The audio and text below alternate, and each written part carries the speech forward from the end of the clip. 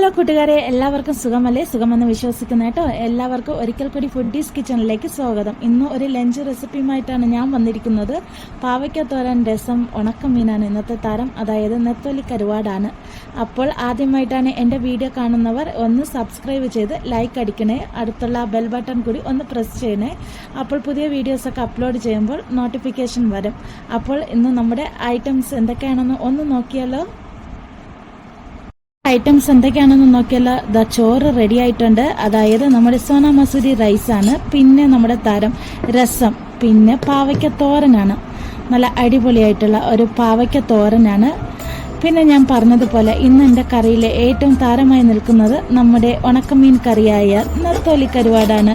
എനിക്ക് ഈ നെത്തോലി കരുവാട് ഭയങ്കര ഇഷ്ടമാണ് കേട്ടോ. നിങ്ങൾക്ക് ആർക്കൊക്കെ ഇഷ്ടമുണ്ടെന്ന് എനിക്കറിയില്ല, അതാണ് ഞാൻ പറഞ്ഞത്. ഇന്ന് എൻ്റെ വീട്ടിലെ താരമാണ് ഈ ഉണക്ക കരുവാട് എന്ന് പറയുന്നത്. അപ്പോൾ നമുക്ക് വീഡിയോസ് നോക്കാം, എന്തൊക്കെയാണെന്ന്, എങ്ങനെ ഇത് കുക്ക് ചെയ്യുന്നതെന്നൊക്കെ ഒന്ന് നോക്കിയാലോ.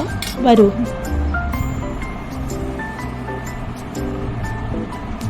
ഞാനിവിടെ 2 ഗ്ലാസ് സോന മസൂരി റൈസാണ് എടുത്തിരിക്കുന്നത്. അതിലേക്ക് ആവശ്യമായ 4 ഗ്ലാസ് വെള്ളമാണ് ഒഴിച്ചു കൊടുക്കുന്നത്.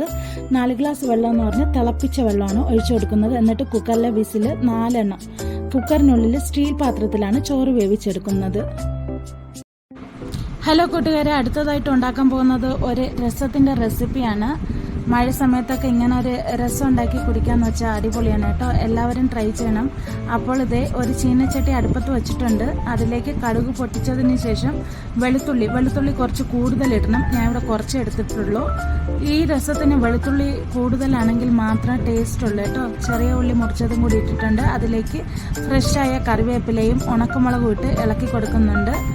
ഏകദേശം ഒരു ബ്രൗൺ കളറൊക്കെ വരുമ്പോൾ പുളി വെള്ളം ചേർത്ത് കൊടുക്കാം. ഏകദേശം 1/2 അവർ മുമ്പ് കുറച്ച് പുളിയെടുത്ത് കഴുകി വൃത്തിയാക്കി വെള്ളത്തിലിട്ടിട്ടുണ്ട്. നന്നായി കുതിർന്നതിന് ശേഷം നമുക്കത് അരിച്ച് മാറ്റി എടുത്ത് വയ്ക്കാം. ഇപ്പോൾ ഇവിടുത്തെ ഈ വെളുത്തുള്ളിയും ചെറിയ ഉള്ളിയൊക്കെ ഏകദേശം മൂത്തിട്ടുണ്ട്. അപ്പോൾ നമ്മൾ പിഴിഞ്ഞു വച്ചിരിക്കുന്ന പുളിവെള്ളം കൂടി ചേർത്ത് കൊടുക്കാം. എന്നിട്ടിത് തിളയ്ക്കുന്നത് വരെ നമുക്ക് വെയിറ്റ് ചെയ്യാം. ഇപ്പോൾ ആവശ്യത്തിനുള്ള ഉപ്പ് കൂടി ചേർത്ത് കൊടുക്കാം. ഈ സമയത്ത് നമുക്കൊരു 7-8 പച്ചമുളകും 1 സ്പൂണ് ജീരകവും 1-1.25 സ്പൂണ് ജീരകവും കൂടി നന്നായിട്ട് ചതച്ചത് ഈ പുളിവെള്ളത്തിലേക്ക് ആഡ് ചെയ്ത് കൊടുക്കാം. എന്നിട്ട് ഇത് തിളയ്ക്കുന്നത് വരെ നമുക്ക് വെയിറ്റ് ചെയ്യാം.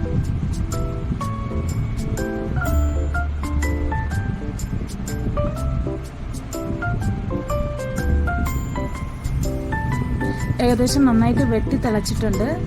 ആ സമയത്ത് നമുക്ക് ഉപ്പ് നോക്കാം. ഉപ്പില്ലെങ്കിൽ കുറച്ചുകൂടി ഉപ്പ് വേണമെങ്കിൽ ഇടാം. പിന്നെ ആവശ്യത്തിന് പച്ചവെള്ളം ചേർക്കണം കേട്ടോ. എത്രയാണോ നിങ്ങൾക്ക് വെള്ളം വേണ്ടത് അതിനനുസരിച്ചിട്ട് പുളിയും പച്ചവെള്ളവും ഈക്വലായിട്ട് ചേർത്താൽ മതി. ഞാൻ തിളച്ച് വരുമ്പോൾ കുറച്ച് മുളക് പൊടി കൂടി ചേർത്ത് കൊടുക്കുന്നുണ്ട്.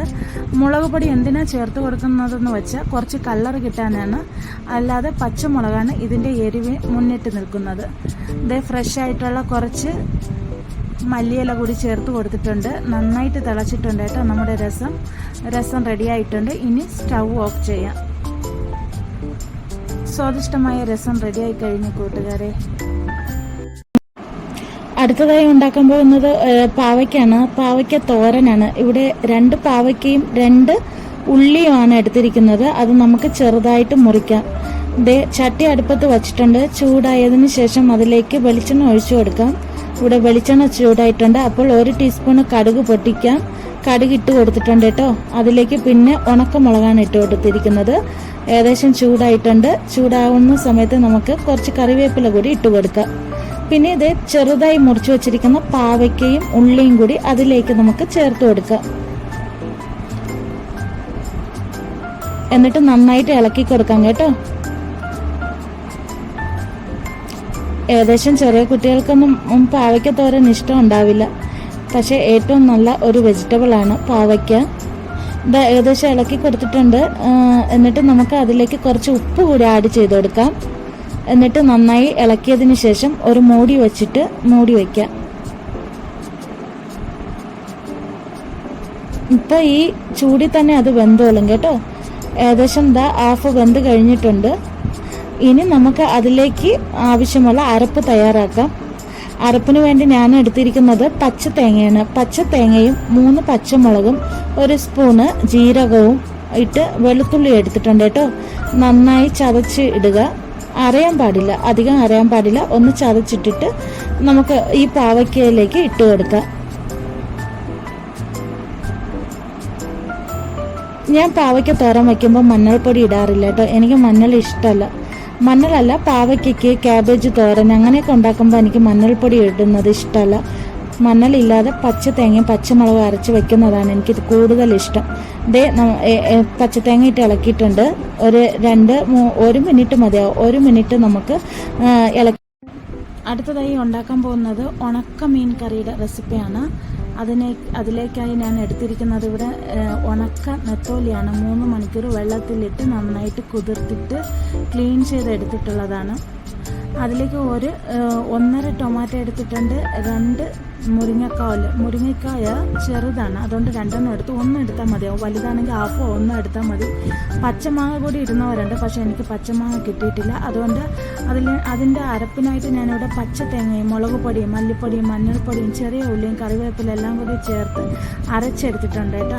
അരച്ചെടുക്കുമ്പോൾ ഞാൻ അരച്ച് മഷി പോലെ എടുക്കില്ല. കുറച്ചൊരു തരിതരിപ്പുണ്ടെങ്കിൽ അത് ടേസ്റ്റ് ഉള്ളൂ ഉണക്കമീൻ. അതിലേക്ക് കുറച്ച് പുളിവെള്ളവും കൂടി ചേർത്തിട്ട് ഉപ്പ് നോക്കണം കേട്ടോ. ഉപ്പ് ആവശ്യത്തിന് നോക്കിയിട്ട് വേണം നമുക്ക് ഇടാൻ. ഞാനിവിടെ 1 പിഞ്ച് ഉപ്പ് ഇടുന്നുണ്ട്. ഉപ്പ് കൂടിപ്പോയ കഷ്ടം, ഉണക്കമീനല്ലേ. അതിലേക്ക് ഫ്രഷ് ആയിട്ടുള്ള കറിവേപ്പില ഇട്ടിട്ട് നമുക്ക് തിളപ്പിക്കാനായിട്ട് വയ്ക്കാം. തിളച്ചതിന് ശേഷം നോക്കാം. മൂടി തുറന്ന് നോക്കാം. തിളച്ച് വരുന്നതേ ഉള്ളൂ. കുറച്ച് നന്നായിട്ട് തിളക്കട്ടെ, വെട്ടി തിളക്കട്ടെ. ഏകദേശം വെട്ടി തിളച്ചിട്ടുണ്ട് കേട്ടോ. ഇനി നമുക്ക് 1 സ്പൂണിട്ട് ഇളക്കി കൊടുക്കാം. ഇനി ഒന്നുകൂടി മൂടി വെച്ചിട്ട് ഇത് വേവിച്ചെടുക്കാം. കുറച്ച് വറ്റിയാൽ മാത്രമേ ഉണക്കമീൻ കറി എനിക്കിഷ്ടമുള്ളൂ. വെള്ളവും പാടില്ല, അധികം വെള്ളവും വേണ്ട, അധികം വറ്റം വേണ്ട. ഒരു അവിയൽ പരുവം. ഇത് ഏകദേശം വറ്റിയിട്ടുണ്ട്, തിളച്ചിട്ടുണ്ട്, നന്നായി തിളച്ചിട്ടുണ്ട്. ഈ സമയത്ത് നമുക്ക് കുറച്ച് ഉപ്പ് നോക്കാം. ഈ കറിക്ക് ഉപ്പ് കുറവാണ്, അപ്പോൾ കുറച്ചുകൂടി ഉപ്പ് ഇട്ട് കൊടുക്കാം. എന്നിട്ട് കുറച്ചുകൂടി വറ്റാനുണ്ട്. എന്നിട്ട് നമുക്ക് മൂടി വെച്ച് വറ്റിച്ചെടുക്കാം. ഏകദേശം ഉണക്കമീൻ കറി റെഡി ആയിട്ടുണ്ട്. ഈ സമയത്ത് നമുക്ക് മാറ്റി വയ്ക്കുന്ന സമയത്ത് അതിൻ്റെ മീതെ കുറച്ച് വെളിച്ചെണ്ണ തൂവി കൊടുക്കാം കേട്ടോ. നല്ല ഫ്രഷ് ആയിട്ടുള്ള വെളിച്ചെണ്ണ തൂവി കൊടുക്കാം. പിന്നെ ഒന്ന് പ്രത്യേകം ശ്രദ്ധിക്കണം, ഞാൻ പച്ചത്തേങ്ങ അരച്ചതിൽ തന്നെ പച്ച ഉലുവ കൂടി ചേർത്തിട്ടുണ്ട്. ഉലുവ ചേർക്കാത്തവർ ഇപ്പോൾ വേണമെങ്കിൽ കുറച്ച് ഉലുവപ്പൊടി കൂടി ചേർത്ത് കൊടുക്കാം. ഞാനിവിടെ പച്ച വെളിച്ചെണ്ണ ചേർത്ത് കൊടുത്തിട്ടുണ്ട്. അതിലേക്ക് ഫ്രഷ് ആയിട്ടുള്ള കറിവേപ്പില കൂടി ഇട്ടിട്ട് മീൻകറി റെഡി ആയിട്ടുണ്ട്. ഇവിടെ ഉണക്ക മീൻകറി റെഡി ആയി കഴിഞ്ഞിട്ട്